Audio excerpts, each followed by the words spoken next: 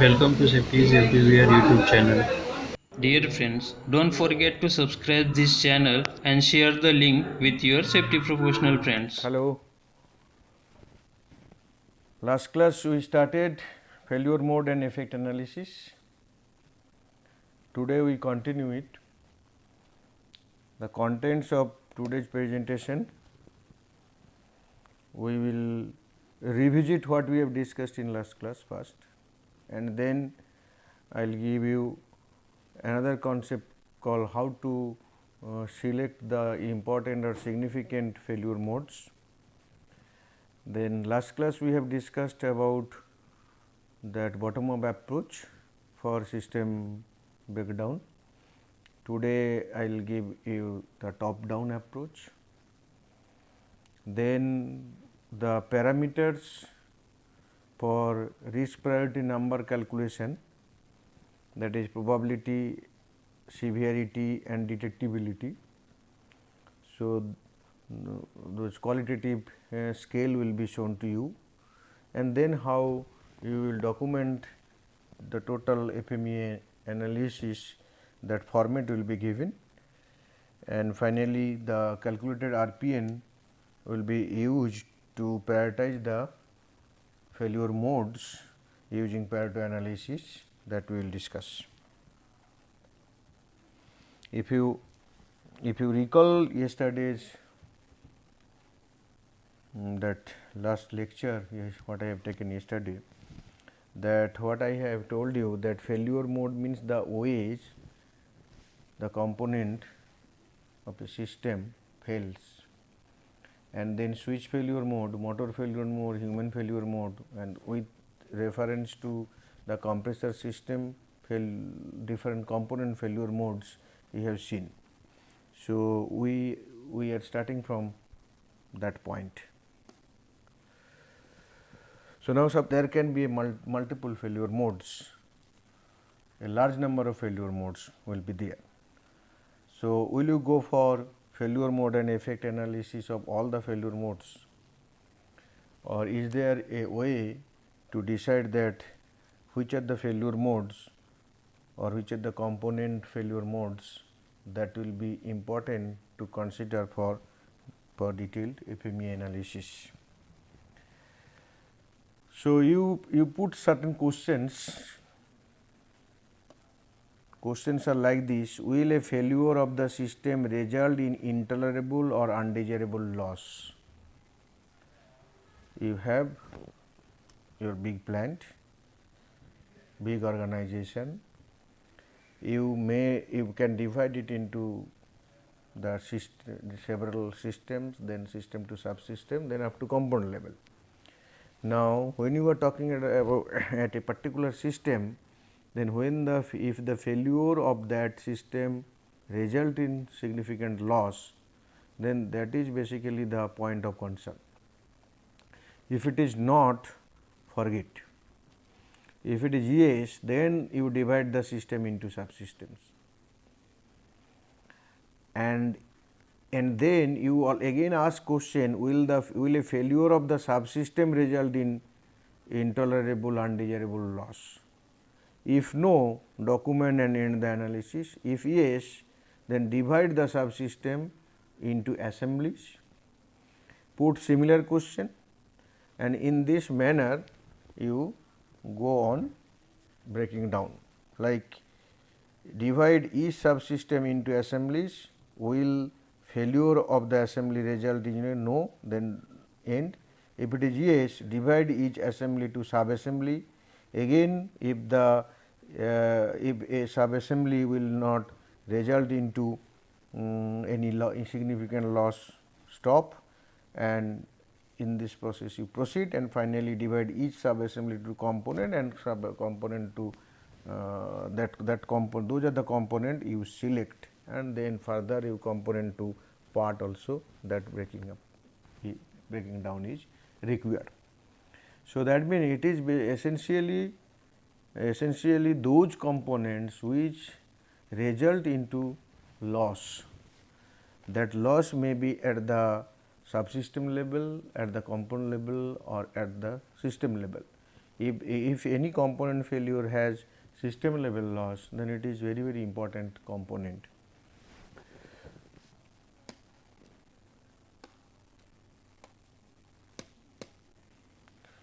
So, last class the system breakdown concept we have discussed with reference to bottom up approach, where where we have shown you that system, subsystem, subsystem, then component to part. You can go for functional approach. In case of function, there will be system have different functions and then different sub functions and then sub function up to component level functions. Okay. That way you proceed. With reference to this, I am not explaining this further, because you know this system we have explained in last class. With reference to this, what is the functional breakdown? You see, compressed air system. What is the purpose of this compressed air system? Provide compressed air at 100 psig, remove moisture and contamination from air. These are the two things to be done. Now, when we talk about provide compressed air, these are the sub function. So, function sub function: intake, air intake, compress air, contain air, distribute air. So, air intake, compress, contain and distribute. The difference you see: intake here, this one, and then contain and distribute here. So, provide compress air, remove moisture, contain compress air. So, these two. So, we have broken down into subsystem level, and then you see that provide compressed air will require first that you must have the compressed air, compress it and then distribute, contain and distribute. And removal of moisture is another function where remove moisture and remove contaminants. So, accordingly you see the differences are taken place. Okay. Now, you may what you will do when you go for FME analysis, you may start with that, suppose distribute air. During distributions, what are the different ways this will fail? That will be the failure mode, functional failure mode.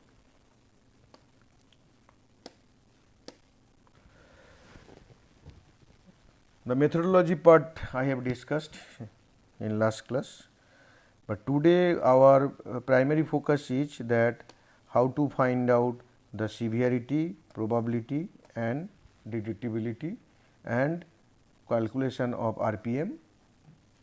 So, what is required? You require to have some scale.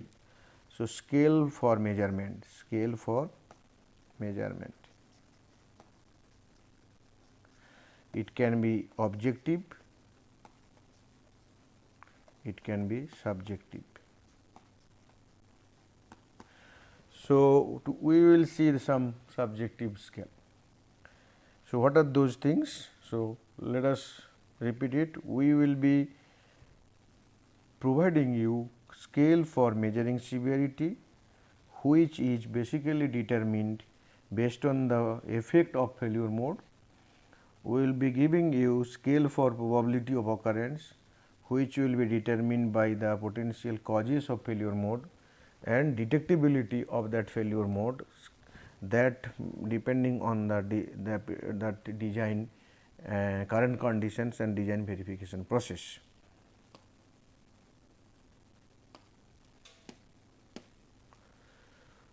I should not repeat this again. This is compressor related failure modes, pipe related failure mode, control, relief valve. We have considered only compressor subsystem, and we are considering that bottom up approach, that is hardware approach.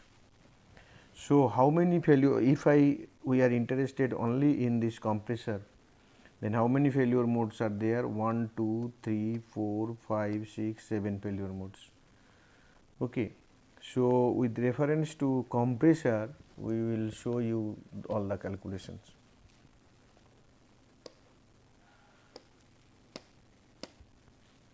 Now, first one is the probability. So, this probability we are giving you basically 10-point scale and it is taken from a paper. I think which paper is this one. I think in the reference you will get it, that basic FEMA, no, then Goodman Management Mindset Universities, Wheelwright and Clark, this one, the third one. So, we have taken from this. Okay. So, you can go through this and you may find out something more. What is happening here? We are saying that the probability of occurrence is having 10 different values, means 10-point scale we are using here, 10-point scale.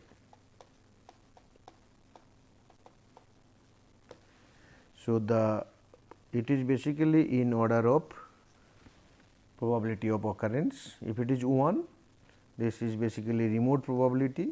If it is 10, certain probability, and in between the degree of occurrence, the probability of occurrence is less. So, remote probability 1, low probability 2, moderate probability 4, 3 or 4 depending on the situation you have to give, moderate high probability 5 and 6, moderate high probability, very high probability 8 and 7, failure is almost inevitable 9, and certain probability 10.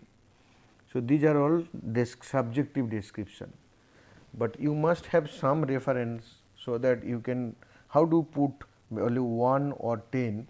This is what is the failure with reference to potential failure rate, it is given. What it is given? The 1 means failure almost never occurs, no one remember last failure. Low probability of occurrence, failure occurs once per year or 1 in 1000 operations. Trials, failure occurs once in every 3 months or 1 in 500 trials. Failure occurs once per month or 1 in 100, once per month per week 150, every 3 to 4 days 1 by 10, at least once a day 1 by 5. So, you must have this experience, and when you are doing FMEA analysis for your system, whenever you are considering component, you see that what is the failure rate, under which category it is falling. If you find that it is basically that failure occur once per month or 1 in 100, so you can put 6 or 5 depending on that. Means if you think that no, it is higher side, means it is obviously that 1 in 100, then 6, or you think that no, it may be little less, give it 5, because it is the subjective one. So, for a particular failure mode, you will first find out what is the probability of occurrence. It may be 6. So, failure mode 1, probability of occurrence is 6, P is 6.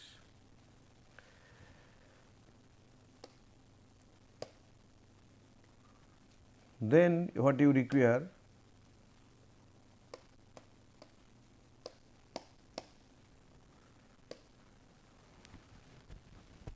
You just think the example here. For compressor, these are the failure modes 1, 2, 3, 4, 5, 6, 7 failure modes. Now, what is the probability that external leak will occur? So, we are giving it moderate. What is the probability that external rupture will occur? 1. What is the probability that fails to start? Again moderate. So, like this, depending on the system knowledge, operation knowledge. So, you are finding out that these probabilities with reference to this scale given. So, for all the failure modes reference to compressor, their probability is now defined, probability value is quantified, though subjective, but we are putting a numerical value between 1 to 10.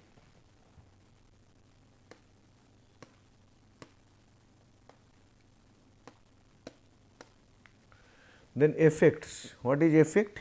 Effect is the severity. If a failure mode occurs, what is going to happen to the system? So, here also from the same reference we have taken 10-point scale, 1 no danger to 10 extremely dangerous. In between slight danger, low to moderate danger, dangerous, very dangerous, like this. Then what is the description? Description is given here. That means no danger means failure causes no injury and has no impact on the system. Okay. So, maybe at the beginning you may eliminate some of the things while selecting that what are the modes you will consider, but even then something will remain, and in that case if you find that the thing is like this, no danger, put 1. Like 10, failure could cause death of a customer, so it is a fatality case. So, you give it is extremely dangerous, put 10. In between you find out.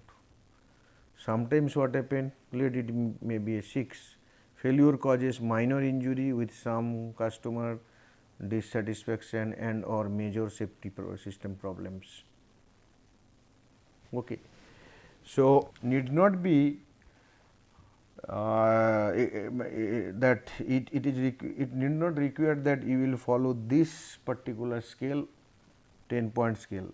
There can be possibility that you may go for 5-point scale, 1, 2, 3, 5, 4, 5, because when you are using 10-point scale, it's so many combinations are there, so many minor differences will be there from one level to another level, you may get confused.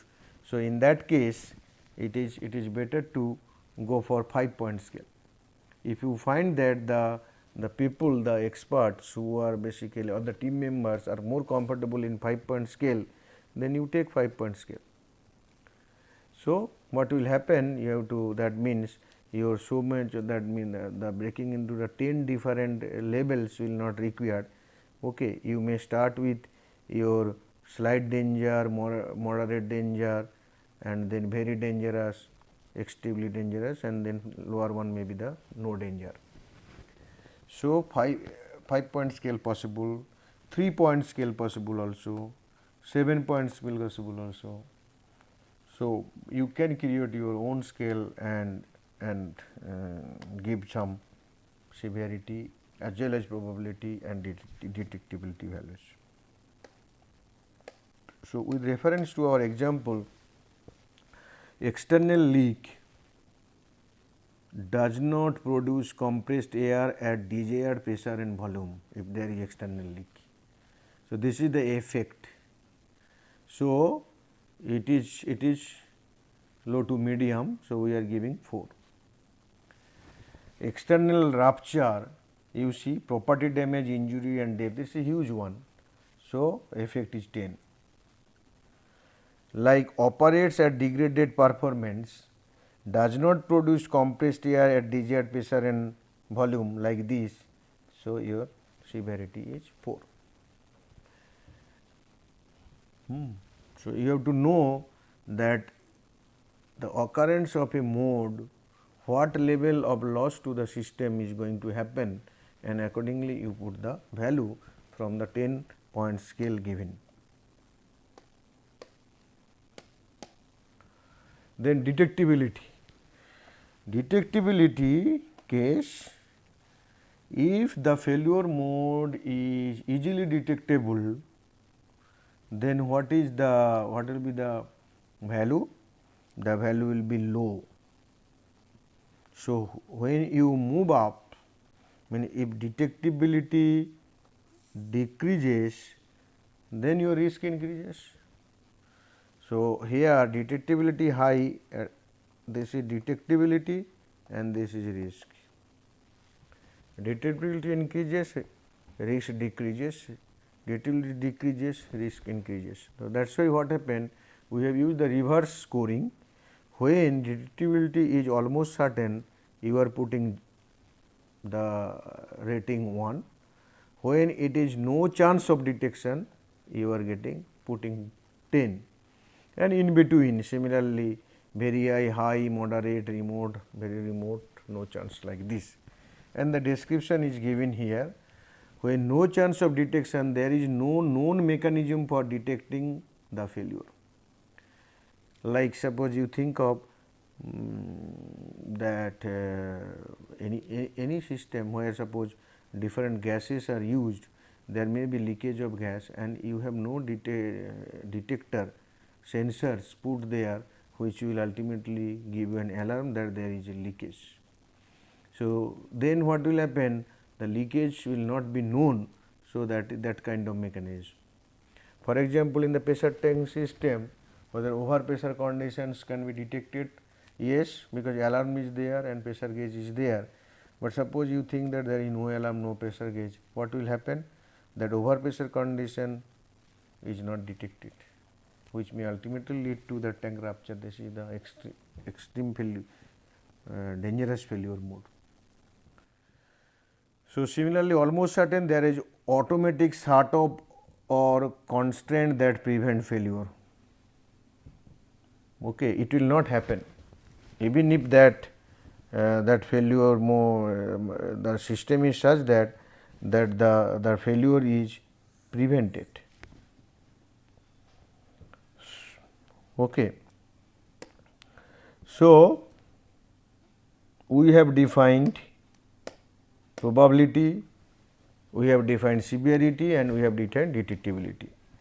Now, externally for the system, compressed air system, external leak detectability high,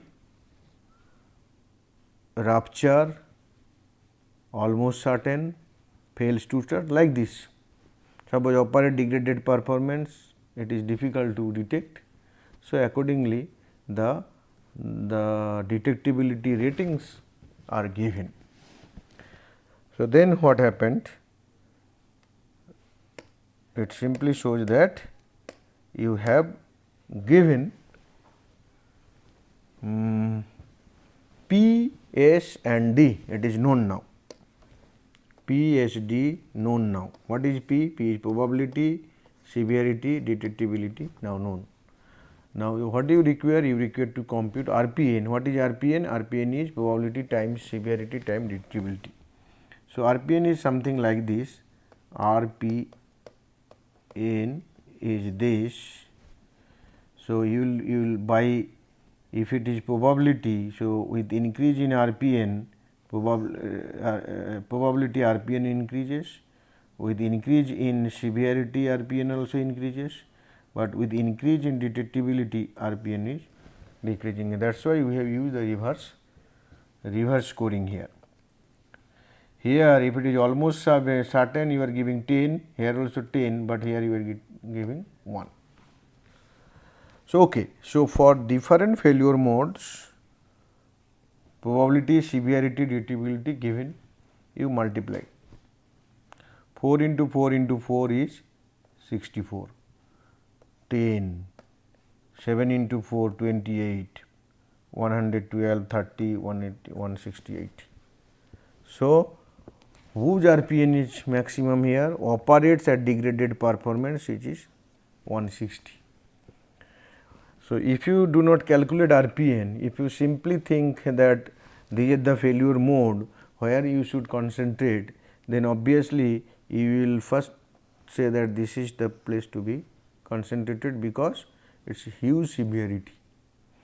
But when you have seen the probability, that the chance is very less because the design is with high safety factor it is designed.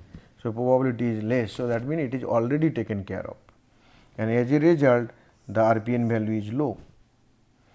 But when we talk about that operates at degraded performance, its severity is comparatively low, but its probability is high and detectability is also low. So, that means the probability, high probability with low detectability creates maximum problem here, and as a result RPN is more. That means ultimately loss to the system because of this failure mode is much more compared to others. So, your efforts, actions require here. Okay. Another one operates too long, that is also a issue. Third one is the fails off while running, an issue, and external leak also an issue, because these are having high RPN values.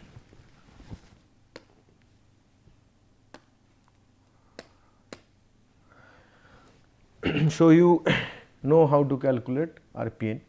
Now, what is the documentation? The documentation part is important. See that you have to point out that failure mode and dependency for what system, subsystem and component level, what level you are doing. Then you describe it. Suppose you have taken, let it be component level, then you write down the name of the component, or subsystem level, write down the name of the subsystem and write down the comments. Usually FMEA at the component level we do when we go for say that hardware based breakdown, that is bottom up approach. But if you go by functional case, then maybe what will happen, a subsystem function also you can take and accordingly you give comments, but that functional breaking down although requires some times, but it is difficult to find out the failure modes and the other parameters. Okay. So, then you see that there are 11 different items that is to be filled up. The component which whatever you have chosen, either component, subsystem system, what function it will perform, and then what are the failure modes. There can be many failure modes. You have seen in the compressor system, its what is the function? Compress the air to the desired pressure. Then what are the failure mode? There are 7 failure modes. For every failure mode 1, what is the effect, what are the causes and what are the current control, you have to write, and then accordingly PSD will be written and RPN value will be calculated, and that is what you have seen. Okay. And then you require corrective actions. If suppose RPN is just for operates at degraded performance, that RPN we have found out that is 168, and we also found out the detectability 7, this one 6 and this one 4. Now, your recommended action will be where? What is the recommended action? You want to reduce it to lower values.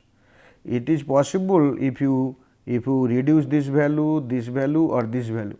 Which one is maximum here? 7. So, it may so happen, if you know the current controls and if you have the system knowledge, design knowledge, you may find out that there can be a possibility of putting a sensor or some kind of inspection scheme, so that the detectability part, that it is operating at lower performance, can be improved. Maybe it can be improved to 3. So, that is what is the recommendation, what you should do so that detectability will be improved. Similarly, this you may require to improve it to 3. So, what you should do so that the probability of occurrence will be less. So, then 3 into 4 into 3, then this will be 3 into 4, 12 into 3, 36. So, RPN value will be reduced. So, by corrective action means this, your action may be hardware, software, humanware, or may be administrative, may be engineering control, and this can be triggered to reducing probability, reducing severity or improving detectability. So, these are the clues. Now, where you should focus? You focus on where the value is high, that there is the possibility for improving. If you find that there is no possibility that the detectability can be improved, then it will remain 7. Then it may be possible that probability 3 and maybe severity can be finally reduced to 2, something like this. So, by recommended action we means preventive and mitigative.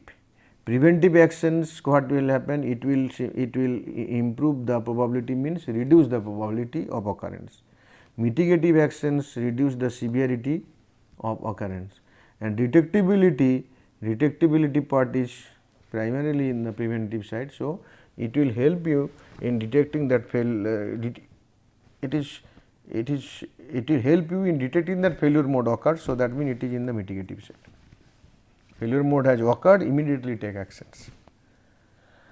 So, the action, then you find out the action. Now, where the action, if action taken, then this value will change. Now, 6 change to 3, 4 remain 4 and 7 change to 3. So, your final RPN is 36. So, you can add something like remarks here, whether this is taken place. Suppose it is closed, that means this action has been identified and action has been taken, accordingly this reduction is achieved and it is closed. Okay. So, this is basically the purpose. So, when for your own system there will be several components and several failure modes, it is a big list will be prepared.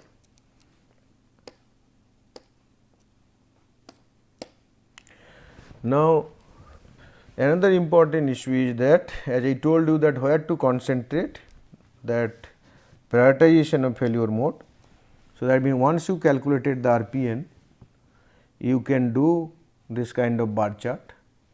So, here 168, 112 like this in decreasing order of RPN, and then you create a cumulative value chart, and then what will happen, it will ultimately gives you that what is the this one. Actually, this you have to see this one in order to understand this.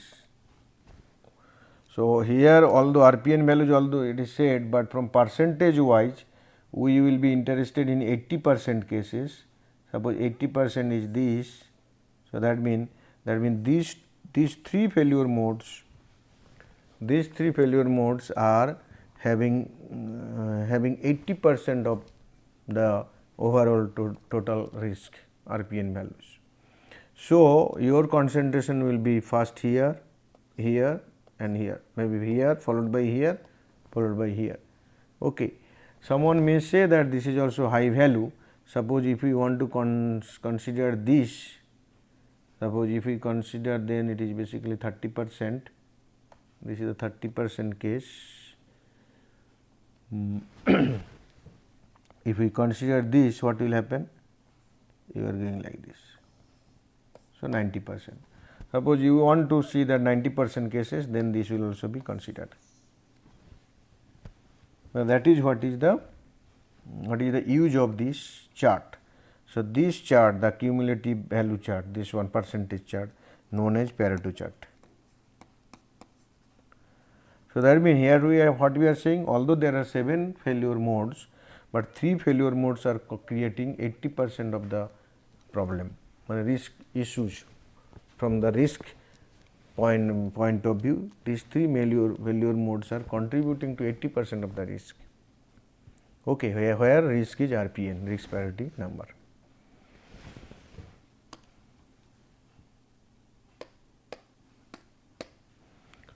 So, I hope that you got failure mode and effect analysis.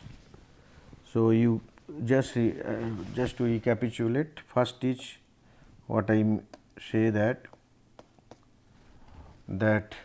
you must have system knowledge, design knowledge, hazard knowledge and other knowledge with experience.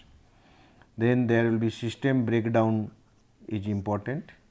There will be either hardware approach or software approach. So, it is usual hardware approach or functional approach, hardware approach. Then hardware approach is easier one, it will ultimately leads to component level. For every component you find out the failure modes. So, find out failure modes. Now, whether the component failure is important or not, there is a process given to you. So, from that process you may ignore some of the components or system or subsystem, and then what happen, once you have the failure modes, the probability, severity and detectability you find out. This will be found out if you have the system knowledge, design knowledge, hazard knowledge. So, what happened, probability actually from the cause, it basically if you know the causes of failure, occurrence of failure mode, then it will help you in finding probability. Severity from effect point of view, and detectability, that whether you are able to detect the failure mode or not. Then everything can be quantified, but it is a practice level issue, and you cannot wait for quantification. So, better quantification. So, what you do, you will use subjective scale. Subjective scale is used.